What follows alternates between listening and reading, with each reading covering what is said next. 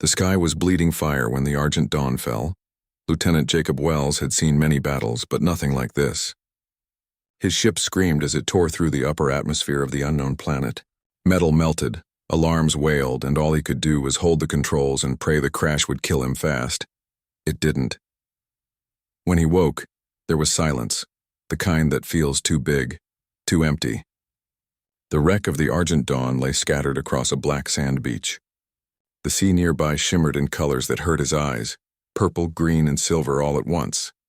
Above him, two suns glowed faintly behind mist. The air smelled of salt and something sweet, almost like flowers. He tried to stand, but pain lanced through his leg. Blood soaked his torn uniform. His helmet cracked when he fell and his radio was dead. He was alone. Jacob had been trained for survival on hostile worlds, but training couldn't prepare him for the sound of loneliness that deepened with each breath. The beach stretched endlessly, and beyond it, forests of glowing trees swayed in rhythm with the wind. He walked anyway, limping, dragging himself forward, because soldiers don't stop until the body stops. He didn't know where he was going. He didn't know if anyone had even seen the distress beacon go out before the crash. He only knew that silence kills faster than wounds. By the time night came, his body was failing. The twin moons of the planet rose, pale and silver, lighting the strange waves. He fell onto the sand, half-conscious, staring up at the alien sky. That's when he saw her. At first, he thought it was the hallucination that comes before death. A figure walking through the mist, glowing faintly like a ghost made of starlight. The air around her shimmered with gentle light, bending softly like heat over desert sand. She was tall, graceful, and almost translucent. Her skin carried a faint glow of blue and white like moonlight reflecting off snow. Her eyes, large and golden, watched him with a mix of fear and curiosity. She wore something that looked woven from threads of light and water. When she spoke, her voice was like the whisper of the sea. "You are hurt," Jacob blinked. His cracked lips moved, but no sound came. The alien girl knelt beside him. Her touch was cool, not cold, not warm, but something peaceful. She touched his chest where his armor had cracked, and light moved under her palm. The pain dulled, the bleeding slowed. "Stay," she whispered, and her words were broken, uncertain, as if she had learned them long ago from forgotten recordings. He wanted to speak, to ask her who she was, where he was, what she was doing, but exhaustion pulled him under like deep water. When he woke again, he wasn't on the beach anymore. He lay in a small shelter made of living branches that curved like ribs around him. The walls glowed faintly, giving off soft light. His wounds were bandaged with some kind of silver cloth that pulsed gently, keeping him warm. Outside, strange birds sang. He could hear the ocean, but softer now, distant calm. Then he saw her again. The same alien girl. She was sitting nearby, weaving something with delicate fingers, glowing fibers that seemed alive. "You live," she said softly when she noticed him awake. Her golden eyes brightened like sunlight through glass. He swallowed, his throat dry. "You saved me." She tilted her head slightly as if listening to the meaning behind the words rather than the words themselves. "Yes, you fell from sky." He almost laughed at the simplicity of it. "Yeah, something like that." She smiled, hesitant, uncertain, but real. He studied her for a long moment. She didn't look like anything he'd seen in the archives. No armor, no weapons, no translator tech. Just a person, curious and gentle, helping a stranger who fell from the stars. "What's your name?" he asked. She blinked, then touched her chest. Sarai, he repeated, tasting the sound of it. "I'm Jacob," she nodded slowly. "Jacob," she echoed, pronouncing each syllable carefully. And for the first time since the crash, Jacob Wells smiled. He was far from home, maybe light years away from everything he'd ever known, but someone had found him. Someone had cared enough to keep him alive. That night, as he listened to the hum of alien insects and the faint singing of the sea, Jacob realized something strange. He wasn't afraid anymore. The stars outside the shelter seemed to glow a little brighter, as if they too were watching. And somewhere deep in his chest, in the part that had gone numb years ago, warmth began to grow again. He didn't know yet what Sarai was, or why she had chosen to help him. But he knew one thing with quiet certainty. He was no longer alone. Days passed, though Jacob wasn't sure how many. The sky of Arela changed color each morning, sometimes gold, sometimes soft blue, sometimes a strange violet that shimmered across the trees. He couldn't tell if the days were short or long. Time here moved differently. Sarai came every morning, always quiet, always gentle. She brought fruits that glowed faintly, and clear water that tasted like rain. Her world was alive in ways Jacob couldn't understand. The plants seemed to breathe, and the air itself hummed softly when she sang. At first, he tried to stand and failed. His leg still hurt from the crash and his ribs were bruised. Sarai would kneel beside him, her hands glowing faintly as she touched his wounds. The light from her palms seeped into his skin, warm and soft like sunlight through leaves. Each time, the pain faded a little more. He didn't know what kind of energy she used. It wasn't human medicine, but it worked. He was healing. When he could finally sit outside the shelter, Sarai took him to the edge of the forest. There the ocean spread wide and endless before them. The waves glowed faintly in the dusk, turning silver under the twin moons. "It's beautiful," Jacob whispered. Sarai tilted her head, watching his face more than the view. "Beautiful," she repeated carefully. He nodded. It makes the heart feel full." She smiled softly. "Full heart," she said, and touched her chest as if trying to remember the meaning. They spent hours like that, her learning his words, him learning hers. Sometimes she would laugh when she mispronounced something, and Jacob would laugh too. The sound of her laughter filled the air like chimes. Sarai's people, the Luminari, lived far from the crash site, deep within the glowing forests. She didn't let him go there yet. "Not safe," she said. "Some fierce sky people." Jacob didn't argue. He knew fear well. Instead, he helped her repair the small shelter. They used vines that hardened when dried and leaves that caught light like glass. The work was slow but peaceful. He had spent years as a soldier, building things only to see them destroyed. This was different. It felt like creating something worth keeping. One evening, after finishing their meal of strange fruit and roasted sea creatures, Jacob asked, "Why did you save me?" Sarai looked down at her hands, glowing faintly in the firelight. "Because you were alone," he frowned. "You didn't even know me." She raised her golden eyes, meeting his gaze. "Loneliness is a pain that does not need knowing." Her words stayed with him long after the fire dimmed. He had been alone since Earth's war, since the faces of his friends faded from memory. He had survived every mission, every command, but not the silence that came after. Sarai didn't know any of that, yet somehow she understood. As his strength returned, Jacob began teaching her more words. He showed her how to write her name in the dirt, how to say thank you, how to laugh without fear. She, in turn, taught him the songs of her people, soft melodies that sounded like light itself. Sometimes she would stop mid-song, staring at him with a strange sadness in her eyes. "What's wrong?" he'd ask. She'd shake her head and whisper, "Nothing." But her gaze would linger, full of meaning he couldn't read. One night, a storm rolled in from the sea. The winds roared and lightning danced across the horizon. Jacob hurried to secure the shelter, but the strange materials held strong. Inside, Sarai sat close to him, her eyes glowing faintly in the dark. "Are you afraid?" she asked softly. "Not when you're here," he said without thinking. Her cheeks glowed brighter, a faint shimmer spreading across her skin like blushing light. She looked away quickly, but a small smile played on her lips. After that night, something changed between them.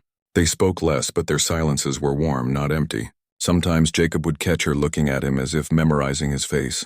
Sometimes he'd do the same, and when she laughed now, it sounded softer, almost shy. Jacob had crashed on Arela 9, broken in body and spirit. Sarai had found him, healed him, and unknowingly healed something deeper. The quiet ache of a man who had forgotten what it meant to be seen. He didn't understand her world yet, or the strange light that lived in her touch. But every time she smiled, he felt it, that rare and precious thing that made all the pain worth it. Hope. And though neither of them said it aloud, they both felt something growing quietly between them. Something fragile, something new, something that maybe the stars themselves had sent. Jacob had been on Arela for many weeks now. His body had healed, but his heart was still learning how to trust peace. After years of war, it felt strange to wake up to birds instead of alarms, to walk among glowing trees instead of burned cities. Every morning, Sarai came to him with a smile. Quiet, but real. She showed him the wonders of her world. The forest hummed with light. Flowers opened when she sang. The rivers whispered in soft tones that almost sounded like voices. To her, everything was alive. To him, everything was a miracle. They spoke more easily now. Her English had grown clearer, though her accent still wrapped each word in music. Sometimes, when she couldn't find the right word, she would touch her chest and let her eyes say what her mouth could not. Jacob always understood. One evening, they sat by the ocean again. The moons hung low, silver and pale, and the waves glowed faintly in their light. Sarai was quiet that night. She held a small stone that shimmered like liquid light, turning it in her hand as if it carried memories. Jacob noticed her silence. "You're thinking about something," he said softly. She nodded, eyes on the waves. "There is something I must tell you." He turned to her. "What is it?" She looked up at the moons for a long time before speaking. "In my world, there is a bond. It is not like your human love. It is deeper. When one of my kind chooses another, their hearts join forever. Only once in life may we choose." Her voice trembled slightly, but her eyes stayed steady. "When I healed you, the light inside me touched your life. It should have been just healing. But something else happened." Jacob frowned gently. "Something else?" She turned to face him fully. The bond began. The words fell between them like quiet thunder. Jacob didn't know what to say. He had heard her mention the bond before, but he never thought it was more than a story, a symbol of unity. "You mean, we're connected?" She nodded slowly. "Yes. My people believe that when the bond forms, our hearts are tied across life and death. If one feels pain, the other feels it too. If one dies." Her voice broke. "The other follows soon after." Jacob sat still, the meaning sinking in. "And you? You didn't choose this?" "I did," she said quietly. "My heart chose before my mind understood." He shook his head, confused. "Sarai, you don't even know me. I'm just a soldier, a broken man who crashed into your world. You deserve someone better." "Someone?" She reached out and touched his face gently, stopping his words. "You came from fire and loss," she whispered. "But you still look at the stars. You still try to understand, not destroy. My people feel truth through the heart, not words. My heart chose you." For a moment, the only sound was the ocean breathing around them. Jacob swallowed hard. His chest ached with something he couldn't name, part fear, part wonder. "Sarai, I can't promise forever.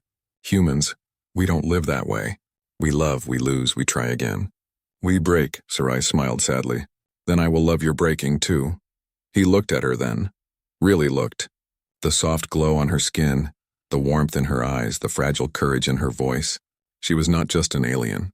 She was life itself, kind, strange, and painfully real. "Sarai," he said quietly, "if you truly chose me, then I won't run from it." Her eyes widened slightly and a small trembling smile touched her lips. She reached for his hand, and when their fingers met, light spread between them like dawn. It wasn't just light. It was warmth, alive and pulsing. Jacob felt it in his chest, like his heartbeat had found a second rhythm, one that matched hers perfectly. The connection was silent but overwhelming. He could feel her, not in his mind, but in his soul. Her calm, her fear, her strange joy. It was as if their hearts had begun to breathe together.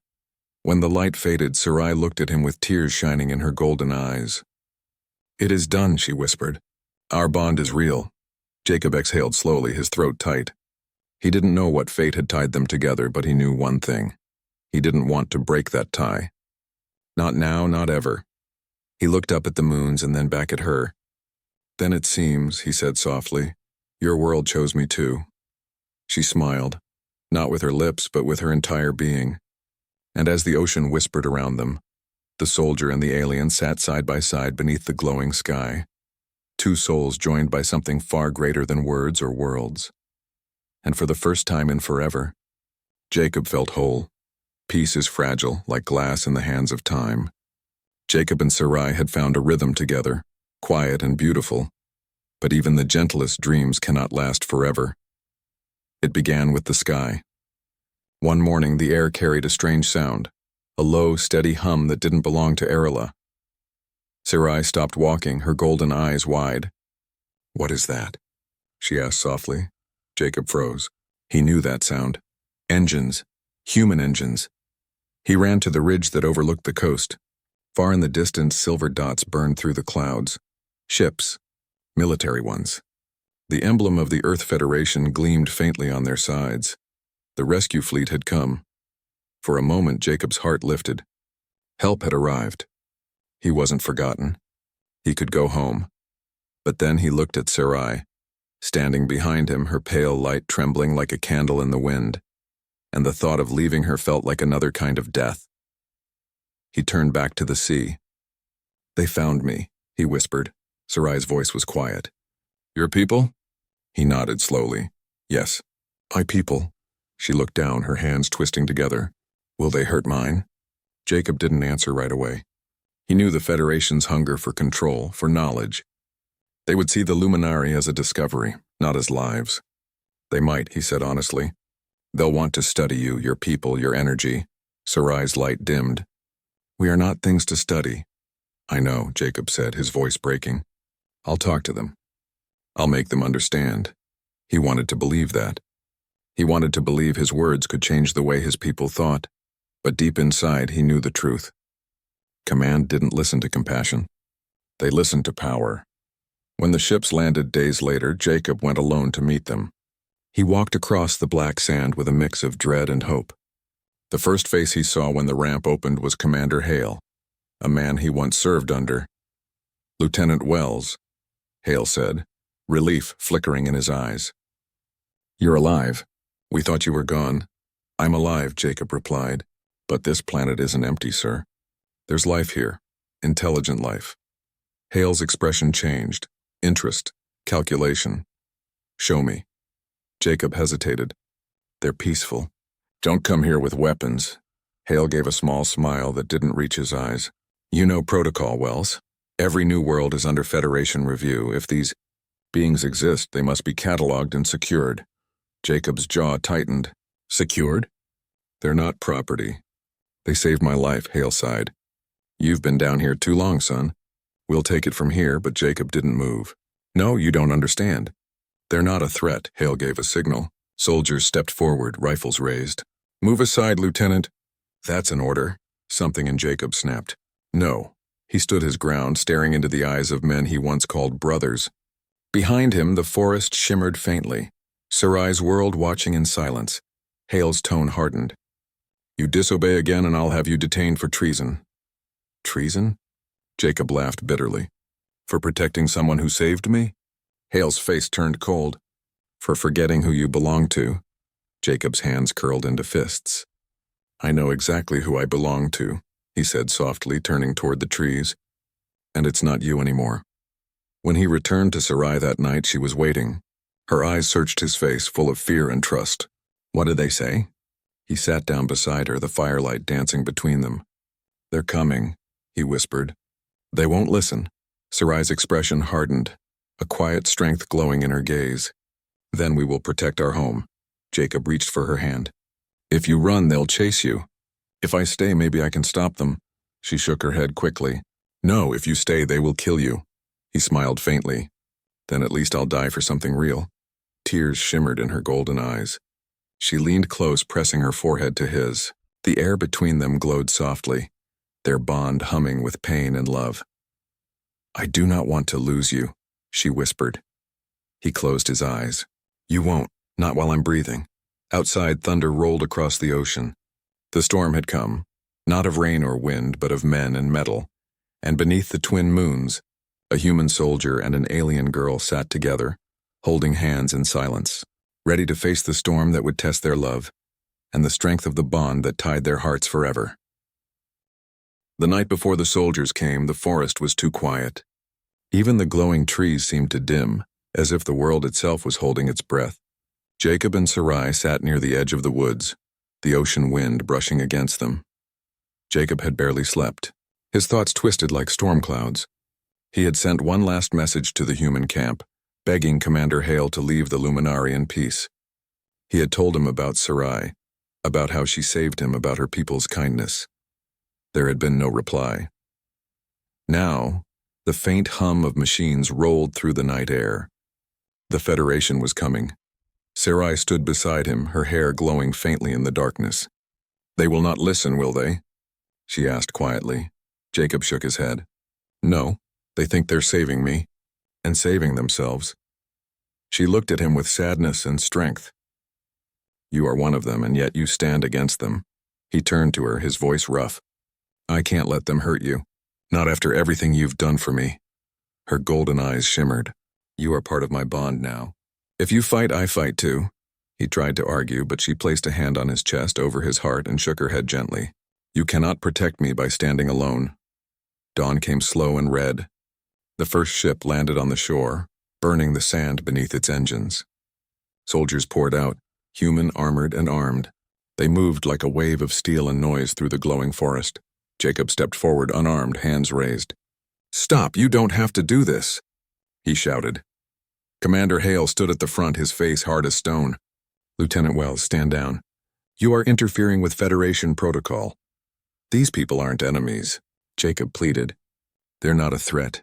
"They saved my life." Hale gave a thin smile. "Then you can thank them after they're secured." He motioned to his men. "Sweep the area. Capture any of the creatures you find." "Creatures?" Jacob said bitterly. "You don't even see them as alive." Hale's eyes narrowed. "You've gone soft, Wells. You're under arrest for insubordination." Two soldiers stepped forward, rifles raised. Sarai appeared then, light cutting through the mist. Her presence made the soldiers freeze for a moment. Her eyes glowed like suns and the air around her shimmered. "Leave," she said, her voice echoing like music and thunder. Hale blinked, startled by the sound. "Incredible," he whispered.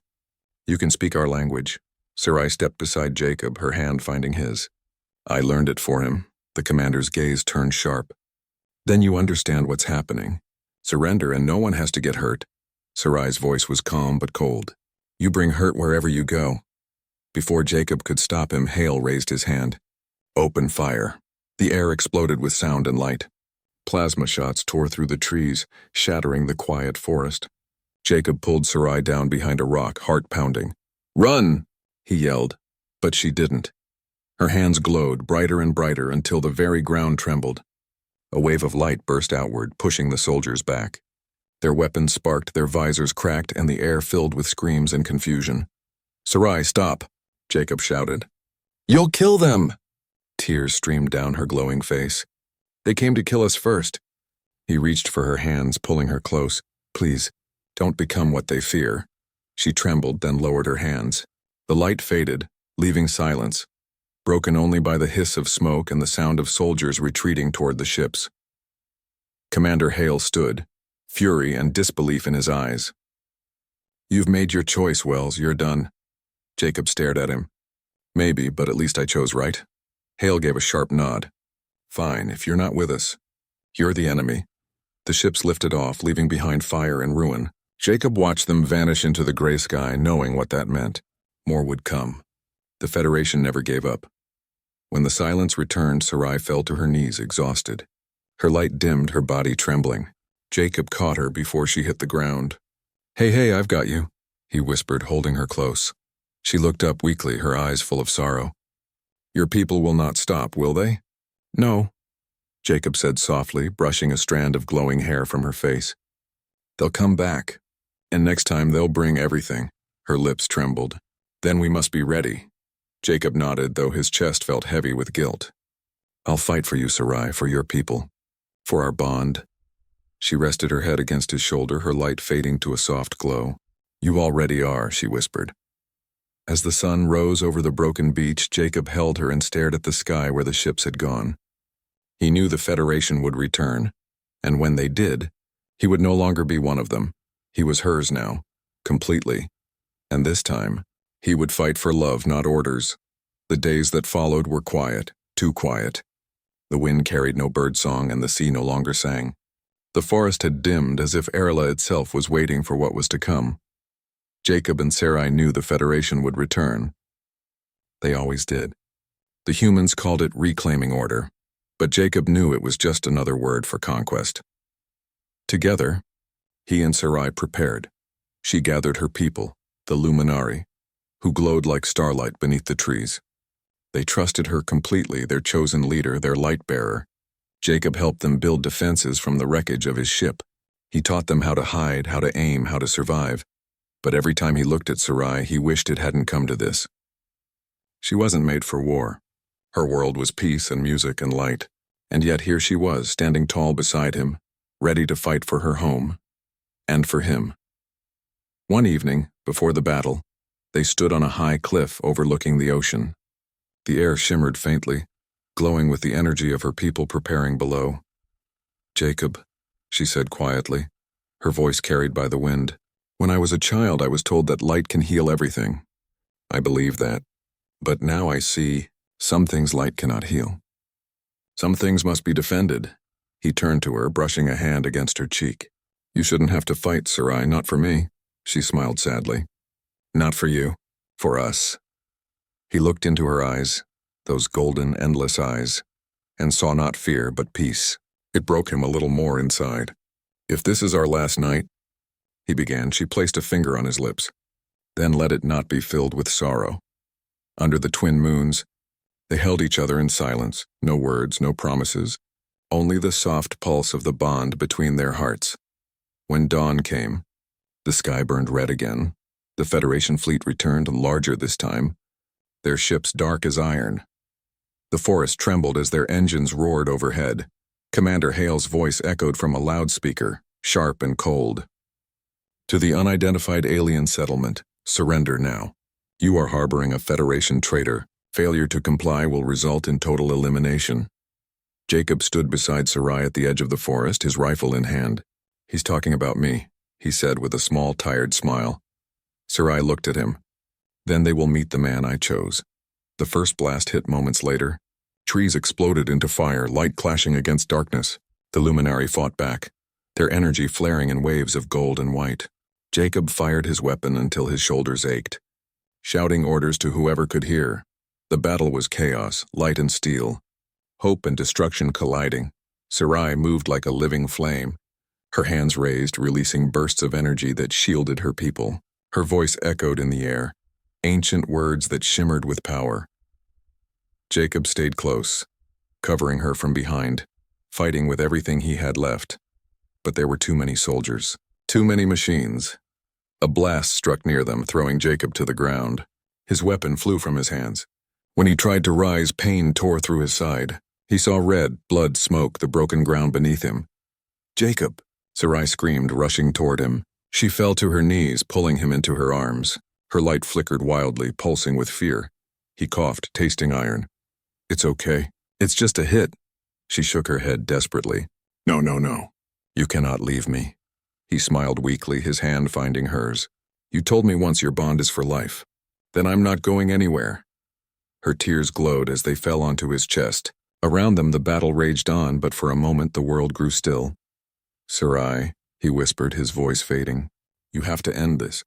Use your light. Save your people." She looked down at him, trembling. "If I use all of it, I lose myself." He squeezed her hand faintly. "Then let me be your reason." Her golden eyes filled with agony and love. "My bond is my reason." She placed her hands over his heart. Light poured out of her palms, brighter and brighter until the world turned white. The air cracked. The ground shook. The soldiers screamed, blinded by the radiance. Jacob felt warmth spread through him. Not pain, not fear, just peace. He could feel her heartbeat in his own, could hear her voice in his mind. "I will not let you go alone."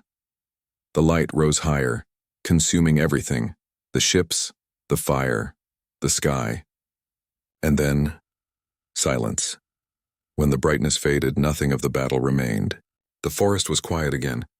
The sand was glass, smooth and shining beneath the moons, and in the center of it all lay two shapes, one human, one luminary, hands still joined, their light fading together. The war ended in silence. When the Federation ships returned to orbit, they found only ruins. No soldiers, no enemy, just a vast circle of glass shining in the morning light. The scanners showed no life forms, only a strange, steady pulse of energy coming from the heart of the crater. They called it the Bond Site. Commander Hale stood on the observation deck of his ship, staring at the images on the screen. He didn't understand what had happened, Every sensor failed the moment the final blast of light spread across Arila. It was as if the planet itself had pushed back. "Sir," an officer said quietly, "should we investigate the crater?" Hale hesitated. Something in the picture unnerved him. Two faint figures side by side, forever fused in the glass. One human, one luminari. He looked away. "No," he said softly. "Mark it as forbidden. No one goes down there," and so they left. Years passed.